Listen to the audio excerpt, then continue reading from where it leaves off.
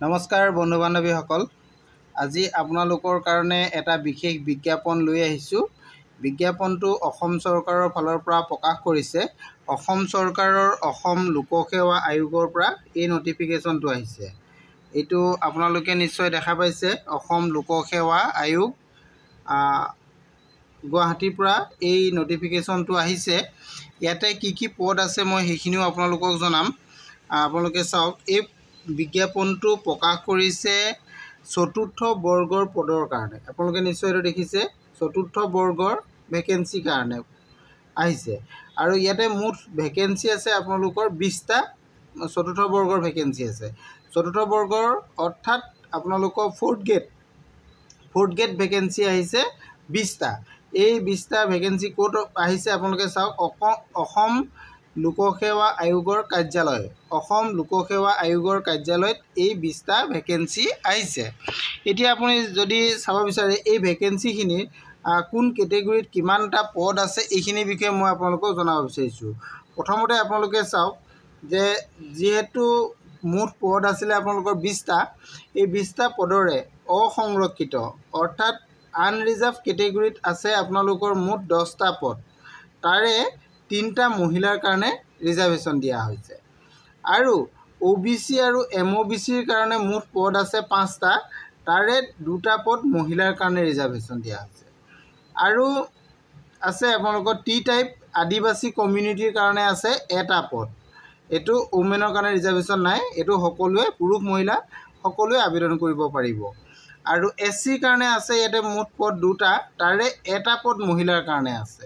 আৰু ST প্লেনৰ কাৰণে আছে 1টা পদ, এই পদটো অসংৰক্ষিত। এই পদটো মহিলা বা পুৰুষ সকলোৱে আবেদন কৰিব পাৰিব। আৰু ST হিলছৰ কাৰণে আছে 1টা পদ, এইটো নিশ্চয় দেখিছে, এইটো পুৰুষ মহিলা সকলোৱে আবেদন কৰিব পাৰিব। এতিয়া সৰ্বমুঠ পদ হৈ গ'ল আপোনালোকৰ 20টা, আৰু ওমেন ৰিজাৰ্ভেশ্যন আহিব আপোনালোকৰ 6টা পদ ইয়াতে আহিব। আৰু ইয়াতে PWBDৰ কাৰণেও ইয়াতে 1টা পদ সংৰক্ষিত দিয়া হৈছে, এইটো আপোনালোকে নিশ্চয় ইয়াতে দেখা পাইছে। এতিয়া আপোনালোকে পদসমূহৰ বিতং তথ্য জানিলে। এতিয়া আমি জানো আহক এই পদসমূহৰ কাৰণে আপোনালোকে আবেদন কেতিয়াৰ পৰা কৰিব। আপোনালোকে চাওক, আবেদনৰ আৰম্ভণি তাৰিখ দেখিছে আপোনালোকে 10 ছেপ্টেম্বৰ 2025। 10 ছেপ্টেম্বৰৰ পৰা এই আবেদন প্ৰক্ৰিয়া আৰম্ভ হৈছে। আৰু ইয়াৰ আবেদনৰ অন্তিম তাৰিখটো হৈছে আপোনালোকৰ 9 অক্টোবৰ 2025। 9 অক্টোবৰলৈকে আপোনালোকৰ আবেদন কৰিবলৈ সময় আছে। আৰু ইয়াৰ কাৰণে আপোনালোকে যিহেতু এটা এপ্লিকেশ্যন ফিজ পে'মেণ্ট কৰিব লাগিব, সেই ফিজটো যিটো দিব লাগিব সেইটো আপোনালোকে 11 অক্টোবৰৰ ভিতৰত পে'মেণ্ট কৰিব লাগিব। এতিয়া আমি আহোঁ ইয়াৰ দৰমহাৰ কথা। দৰমহা আপোনালোকৰ যিহেতু মই আগতেই থাম্বনেইলত লিখিছোঁৱেই যে pay' scale plus grade pay' থাকিব। এতিয়া আপোনালোকে যদি চায় যে আপোনালোকৰ পে' স্কেল কিমান হ'ব, পে' স্কেল ইয়াতে 12,000 টকাৰ পৰা 52,000 টকালৈকে হ'ব। আৰু গ্ৰেড পে'টো থাকিব 3,900 টকা, আৰু পে' বেণ্ডটো হ'ব 1। এইটো আপোনালোকৰ দৰমহাৰ কথা আহিলে। এতিয়া আমি আহোঁ ইয়াৰ কাৰণে আপোনালোকৰ বয়স আপোনালোকৰ কিমান প্ৰয়োজন হ'ব আৰু শিক্ষা কিমান প্ৰয়োজন হ'ব। প্ৰথমতে আমি শিক্ষাৰ কথা আলোচনা কৰোঁ। শিক্ষা আপোনালোকৰ ন্যূনতম 8ম শ্ৰেণী উত্তীৰ্ণ হ'ব লাগিব, আৰু সৰ্বোচ্চ আপোনালোকৰ দ্বাদশ শ্ৰেণী অৰ্থাৎ হায়াৰ ছেকেণ্ডেৰী পাছ হ'ব লাগিব। অৰ্থাৎ আপোনালোকে ক্লাছ 8ৰ পৰা ক্লাছ 12লৈকে যদি আপোনালোকৰ শিক্ষা মাজত আছে, তেনেহ'লে আপোনালোকে এই পদকেইটাৰ কাৰণে আবেদন কৰিব পাৰিব। এইটো আপোনালোকে নিশ্চয় বুজি পালে। এতিয়া আমি আহোঁ বয়সৰ কথালৈ। বয়সটো আপোনালোকৰ 18ৰ পৰা 40 বছৰ ভিতৰত হ'ব লাগিব, এইটো কথা ইয়াতে উল্লেখ আছে। বয়সটো আপোনালোকৰ 1/1/2025লৈকে ধৰা হ'ব, এইটো কথা আছে। আৰু যিসকল অনুসূচিত জাতি আৰু অনুসূচিত জনজাতি অৰ্থাৎ SC আৰু ST কেণ্ডিডেটসকলৰ কাৰণে 5 বছৰ আপাৰ এজৰ আপোনালোকৰ ৰিলেক্সেশ্যন দিব, অৰ্থাৎ তেওঁলোকে 45 বছৰ বয়সলৈকে আবেদন কৰিব পাৰিব। আৰু যিসকল অন্যান্য পিছপৰা শ্ৰেণী অৰ্থাৎ OBC আৰু MOBC আৰু T টাইপ আদিবাসী কমিউনিটিৰ কেণ্ডিডেটসকলে 3 বছৰ ইয়াতে ৰিলেক্সেশ্যন পাব, অৰ্থাৎ তেওঁলোকে 43 বছৰ বয়সলৈকে আবেদন কৰিব পাৰিব।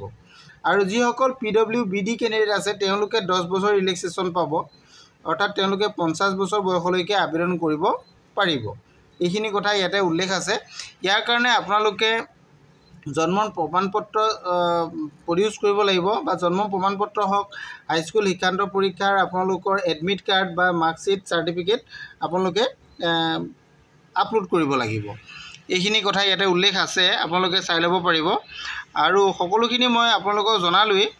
আৰু দৰমহাৰ কথাও আপোনালোকক ক'লোঁ। ইয়াতে আপোনালোকে আবেদনৰ যিটো মাচুল, এই মাচুলটোৰ বিষয়ে মই আপোনালোকক জনাই দিছোঁ। আপোনালোকে চাওক, ইয়াতে আবেদন মাচুলৰ কথাও উল্লেখ আছে। মই এইটো আপোনালোকক প্ৰথমে দেখাই ল'ব বিচাৰিছোঁ। আবেদনৰ মাচুল আপোনালোকে যদি চাব বিচাৰে, অসংৰক্ষিত যিসকল কেণ্ডিডেট আছে অৰ্থাৎ আনৰিজাৰ্ভ কেণ্ডিডেটসকলে ইয়াতে পে'মেণ্ট কৰিব লাগিব মুঠ 47.20 ৰুপিজ পে'মেণ্ট কৰিব লাগিব। আৰু OBC সকলেও ইয়াতে 47.20 ৰুপিজে পে'মেণ্ট কৰিব লাগিব। আৰু SC ST সকলেও সকলোৱে 47.20 ৰুপিজ এটা পে'মেণ্ট কৰিব লাগিব। এইটো আপোনালোকে অনলাইন থ্ৰু কৰিব লাগিব। অনলাইন আপোনালোকে এইটো পে'মেণ্ট কৰিব লাগিব। এইটো আপোনালোকে দেখিছোঁ আপোনালোকৰ এইটো এমাউণ্টটো খুব কম হয়, গতিকে আপোনালোকে এইটো কৰিব নিশ্চয় পাৰিব বুলি মই আশা ৰাখিছোঁ। ইয়াৰ কাৰণে আপোনালোকৰ যিটো চিলেকশ্যন প্ৰচেছ হ'ব, তাত আপোনালোকৰ যিটো এক্সামিনেশ্যন হ'ব, টেষ্ট হ'ব, টেষ্টত আপোনালোকৰ কেনেকুৱা ধৰণৰ ছাবজেক্টৰ ওপৰত আপোনালোকৰ কুৱেশ্যন হ'ব, এইখিনি কথাও মই আপোনালোকক জনাই দিছোঁ। ইয়াতে যিহেতু আপোনালোকৰ মাল্টিপুল চইচ কুৱেশ্যন থাকিব, মাল্টিপুল চইচ কুৱেশ্যন থাকিব, আপোনালোকে এইটো দেখিছে। মাল্টিপুল চইচ কুৱেশ্যনত আপোনালোকৰ 2 ঘণ্টা সময় দিব আৰু 100 নম্বৰ ইয়াতে থাকিব। আৰু ইয়াতে কি ছাবজেক্টৰ ওপৰত আপোনালোকৰ এক্সামটো হ'ব এইটো চাওক। আপোনালোকে গণিতত হ'ব, গণিতত থাকিব আপোনালোকৰ 20 নম্বৰ, সাধাৰণ জ্ঞানত থাকিব 20 নম্বৰ, আৰু বুদ্ধিমত্তাত থাকিব আপোনালোকৰ 20 নম্বৰ, সমাজ বিজ্ঞানত থাকিব 20 নম্বৰ, বিজ্ঞানত থাকিব 10 নম্বৰ, আৰু প্ৰাথমিক ইংৰাজীত থাকিব 10 নম্বৰ। এই যিখিনি এক্সাম হ'ব, এক্সামটো আপোনাৰ 6, 7, 8ৰ কোৱালিটিত আপোনালোকৰ এই পৰীক্ষাটো হ'ব। গতিকে আপোনালোকে 6, 7, 8ৰ যদি এই বস্তুখিনি ছাবজেক্টকেইটাৰ ওপৰত জ্ঞান থাকে, তেনেহ'লে আপোনালোকে নিশ্চয় এই পৰীক্ষাত সফল হ'ব পাৰিব বুলি মই আশা ৰাখিছোঁ। বন্ধু বান্ধৱীসকল, সকলোখিনি কথা আপোনালোকক জনালোৱেই, আবেদন মাচুলৰ কথাও জনালোঁ। এতিয়া আমি আহোঁ আপোনালোকে আবেদন কেনেধৰণে কৰিব। আপোনালোকে আবেদন কৰিবলৈ হ'লে এইটো অফিচিয়েল ৱেবছাইট আপোনালোকে নিশ্চয় দেখা পাইছে, apscrecruitment.in। এই অফিচিয়েল ৱেবছাইটত যাব, তাতে গৈ আপোনালোকে 4th গ্ৰেড যিটো অপশ্যন দেখিব, তাতে গৈ আপোনালোকে প্ৰথমতে ৰেজিষ্ট্ৰেশ্যন কৰিব লাগিব আপোনালোকৰ মোবাইল নাম্বাৰ সহায়ত। তাৰপিছত আপোনালোকে আবেদন কৰিব পাৰিব। এই সকলোখিনি প্ৰচেছ তাৰ পৰাই আপোনালোকে জানিব পাৰিব। তাতে লগইন কৰি ল'ব, লগইন কৰি আপোনালোকে ফৰ্ম ছাবমিট কৰিব পাৰিব। ইয়াতে আপোনালোকৰ যাৱতীয় নথিপত্ৰসমূহ আপোনালোকে ইয়াতে আপলোড কৰিব লাগিব। আপলোড কৰাৰ সময়ত আপোনালোকে কেনেধৰণে ফটোবিলাকৰ আবেদন কৰাৰ যিবিলাক আপোনাৰ ডকুমেণ্টছ দিব, ডকুমেণ্টছবিলাকক কিমান ছাইজত দিব, এইখিনি কথাও ইয়াতে বিতংকৈ উল্লেখ আছে।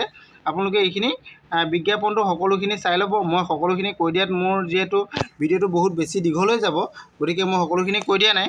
আপোনালোকে ইয়াৰ সবিশেষ জানিবৰ কাৰণে, বিজ্ঞাপনটো ডাউনলোড কৰি ল'বৰ কাৰণে আপোনালোকে যিটো অফিচিয়েল ৱেবছাইট মই দেখাই দিছোঁ, সেই অফিচিয়েল ৱেবছাইটত গ'লে আপোনালোকে তাৰ পৰা বিজ্ঞাপন ডাউনলোড কৰি লৈ সকলোখিনি চাই ল'ব পাৰিব।